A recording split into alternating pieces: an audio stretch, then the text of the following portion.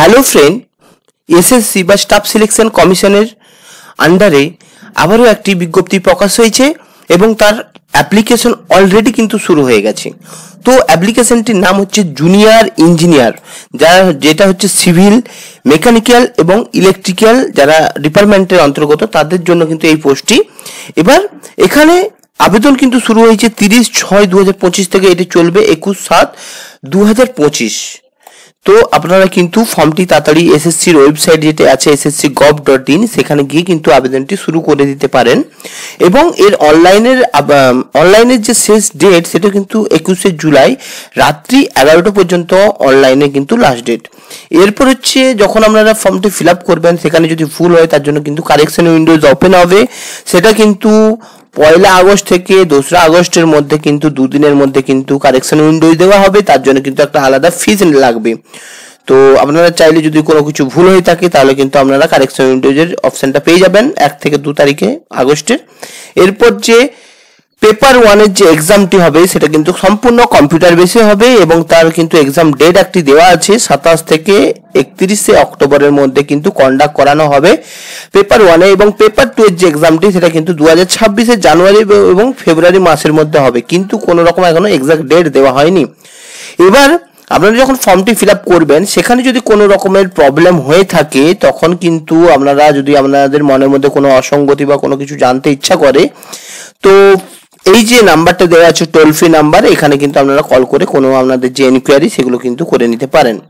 এরপর এখানে যে স্যালারি স্কেল, দেখুন স্যালারি স্কেল কিন্তু খুব বেশি পরিমাণে আছে 35, যেহেতু এটা কেন্দ্র সরকারের একটা ভ্যাকেন্সি তো এটা কিন্তু স্যালারি প্রচুর বেশি, যেমন 35,400 থেকে 1,12,400 টাকা পর্যন্ত কিন্তু স্যালারি আছে আপনার।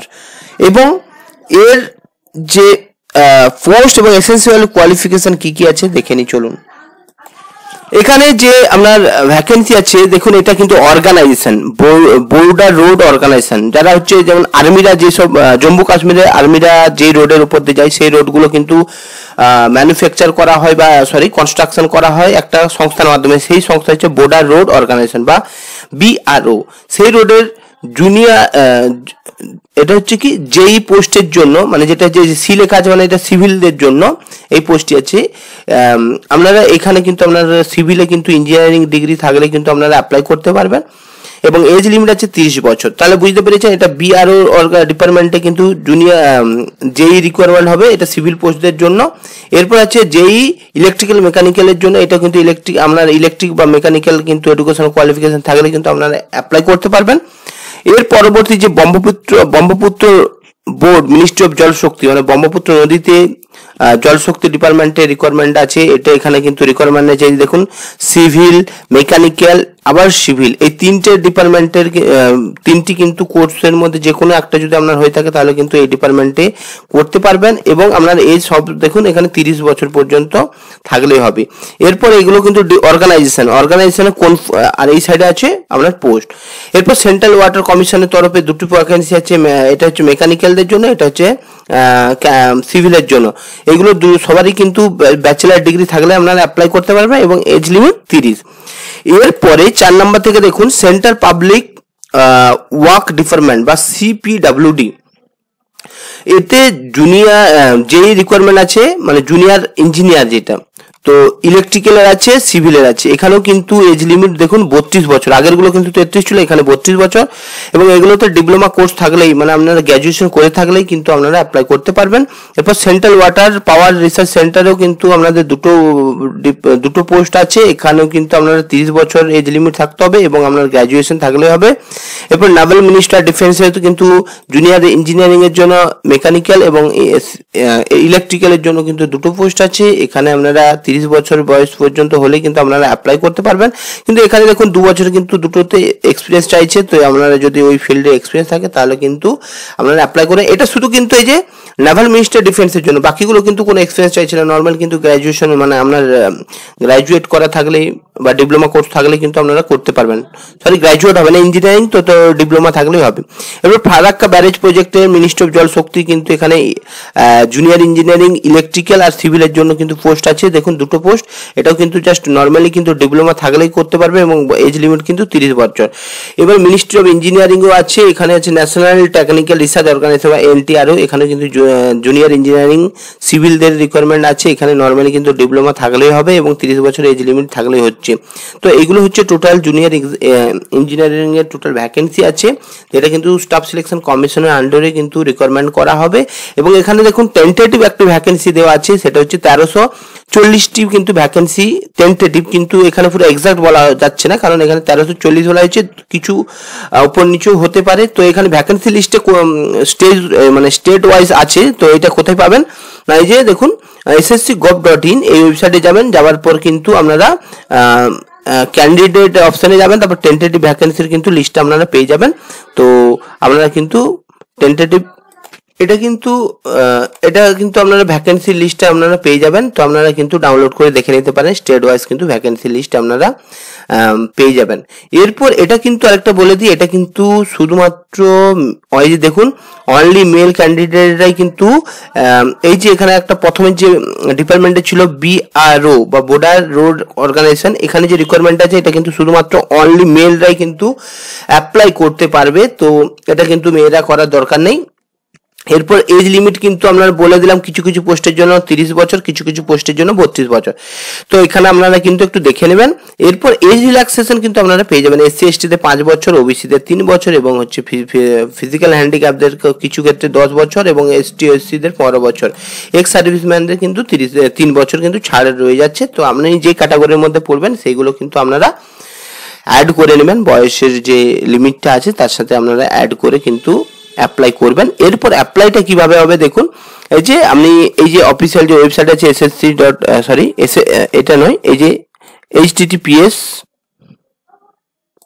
এই দেখুন ssc.gov.in এই যে ওয়েবসাইটে যাবেন, যাওয়ার পর কিন্তু আপনারা এখানে কিন্তু আপনাকে লগ ইন করতে হবে বা রেজিস্টার করতে হবে। প্রথমে অ্যাকাউন্ট ক্রিয়েট করতে হবে, ওয়ান টাইম পাসওয়ার্ড, OTP বা রেজিস্টার করতে হবে। রেজিস্টার করার পর কিন্তু আপনারা MTS এর জন্য এই পোস্টের জন্য কিন্তু অ্যাপ্লাই করার উইন্ডোজ আপনাদের কাছে কিন্তু ওপেন হয়ে যাবে। তো সেইভাবে কিন্তু আপনারা ওপেন করতে পারবেন। তো আরেকবার বলে দিচ্ছি, এই যে দেখুন এই যে ওয়েবসাইটটা আছে ssc.gov.in এই ওয়েবসাইটে গিয়ে কিন্তু আপনারা পিডিএফটি পেয়ে যাবেন, সাথে আবেদনটাও কিন্তু করতে পারবেন। বারবার ওপেন হয়ে যাচ্ছে, তার জন্য আই এম এক্সট্রিমলি সরি। আর এখানে দেখুন আপনি যে অ্যাপ্লিকেশন ফিসটি, এটা কিন্তু যদি আনরিজার্ভ বা OBC হয়ে থাকেন তাহলে কিন্তু 100 টাকা লাগবে, কিন্তু ST/SC দের জন্য কিন্তু বা ফিজিক্যাল হ্যান্ডিক্যাপদের কোনো কিন্তু টাকা লাগছে না। সাথে যদি আপনারা মেয়ে হয়ে থাকেন তাহলে কিন্তু আপনাদের কোনো টাকা লাগবে না। এবং পেমেন্ট যেটা বললাম 100 টাকা যে পেমেন্ট করবেন আনরিজার্ভ বা OBC হলে, তাহলে এই যে দেখুন ভীম UPI বা নেট ব্যাংকিং বা অনলাইনে কিন্তু আপনারা পেমেন্ট করতে পারবেন এবং পেমেন্টের লাস্ট ডেট 22/7/2025, মানে আপনার অনেকটি সময় আছে। তো সেই ডেটের মধ্যে কিন্তু আপনারা পেমেন্টটি করে দেবেন। এবং কারেন্সি আপনি দেখুন এখানে কিন্তু যদি ভুল হয়ে থাকে তাহলে কিন্তু 1 আগস্ট বা 2 আগস্ট দুদিন কিন্তু সময় থাকবে। উইন্ডোজ কারেকশন উইন্ডোজ আপনাকে প্রোভাইড করা হবে। এবং এক্সাম সেন্টার আপনাদের পুরো অল ওভার ইন্ডিয়া, যেহেতু এটা এক্সাম, তো আপনার এক্সাম সেন্টার বাড়ির কাছাকাছি হলে আপনারা সেইভাবে করবেন। দেখুন আমরা যেহেতু ওয়েস্ট বেঙ্গলের বাসিন্দা, এখানে দেখুন ইস্টার্ন রিজিয়নে ওয়েস্ট বেঙ্গল থাকছে। তো ওয়েস্ট বেঙ্গলের এইখানে দেখুন ওয়েস্ট বেঙ্গল কোন কোন এক্সাম সেন্টারগুলো আছে, আসানসোল, কলকাতা, শিলিগুড়ি, বারওয়ান, দুর্গাপুর, এইগুলো হচ্ছে ওয়েস্ট বেঙ্গলের এক্সাম সেন্টার। তো আপনার বাড়ির আশেপাশে যে এক্সাম সেন্টারের যদি হয়ে থাকে সেইভাবে আপনারা অ্যাপ্লাই করবেন। এবং স্কিম অফ এক্সামিনেশনের এক্সাম প্যাটার্ন কেমন হবে, তো এটা কম্পিউটার বেস এক্সাম হবে এবং পেপার 1 এবং পেপার 2 দুটো পদ্ধতিতে কিন্তু এক্সাম সিলেকশন হবে। তো পেপার 1 যে এক্সামটা এটাও কিন্তু কম্পিউটার বেসড, এখানে কিন্তু 4টে স্টেপ থাকছে। দেখুন টপিক জেনারেল ইন্টেলিজেন্স বা রিজনিং থেকে কিন্তু 50টা কোশ্চেন থাকবে, জেনারেল অ্যাওয়ারনেস থেকে কিন্তু 50টা কোশ্চেন থাকবে, 50 নম্বর, এবং ডিউরেশন কিন্তু 2 ঘন্টা থাকছে। সাথে যে দেখুন পার্ট 1 জেনারেল ইঞ্জিনিয়ারিং থেকে কিন্তু আপনার থাকছে 100টি কোশ্চেন, আপনি সিভিল হন বা যাই হোক ইলেকট্রিক্যাল হলে সেইভাবে কোশ্চেন থাকবে। জেনারেল ইঞ্জিনিয়ারিং থেকে আপনি যদি সিভিল হন সিভিলের কোশ্চেন থাকবে, ইলেকট্রিক্যাল হলে ইলেকট্রিক্যাল কোশ্চেন থাকবে এবং মেকানিক্যাল হলে মেকানিক্যালের কোশ্চেন থাকবে। তো এখানে 100টা কোশ্চেন থাকবে, 100 নাম্বার টোটাল। কিন্তু এখানে দেখুন 3টে টপিক থেকে কিন্তু 2 ঘন্টা আপনার সময় থাকছে।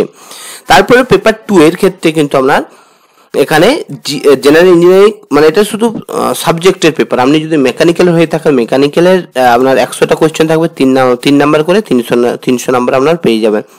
সরি মানে এক্সাম 300 নাম্বারের হয়ে থাকবে, আপনাদের এখানে কিন্তু সময় দেওয়া থাকবে 2 ঘন্টা এবং প্রত্যেকটা কোশ্চেনের মার্কস কিন্তু 0.25 করে নেগেটিভ মার্কিং আছে। তো সেইভাবে কিন্তু আপনারা এক্সামটা দেওয়ার চেষ্টা করবেন। তো এটা কিন্তু পেপার 1 এর নেগেটিভ মার্কিং বললাম 0.25, কিন্তু আপনি যে পেপার 2 এই বললাম যে 3 নম্বরের কোশ্চেন আছে, তো এটা কিন্তু 0.14 কাটা হবে। তো সেইভাবে ক্যালকুলেশন আপনারা করে নেবেন। তো এই ছিল কিন্তু আপনাদের, এটা কিন্তু সিলেবাস দেখুন এসএসসি জুনিয়র ইঞ্জিনিয়ারিং, কিন্তু এটা পুরো সিলেবাসটা আপনারা কিন্তু ডাউনলোড করে পড়ে নেবেন, কারণ সিলেবাস হিউজ আছে। তো এই ছিল টোটাল জুনিয়র ইঞ্জিনিয়ারিং এসএসসির তরফ থেকে রিকোয়ারমেন্ট। তো ভিডিওটি ভালো লাগলে লাইক করবেন, কমেন্ট করবেন এবং আমার যে ক্যারিয়ার পয়েন্ট চ্যানেলটি আছে সেটা সাবস্ক্রাইব করবেন, যাতে আপনাদের চাকরি সম্পর্কিত বিভিন্ন আপডেট প্রোভাইড করতে পারি। তো ভিডিওটি দেখার জন্য আমাদের অসংখ্য ধন্যবাদ। ভালো থাকবেন, সুস্থ থাকবেন।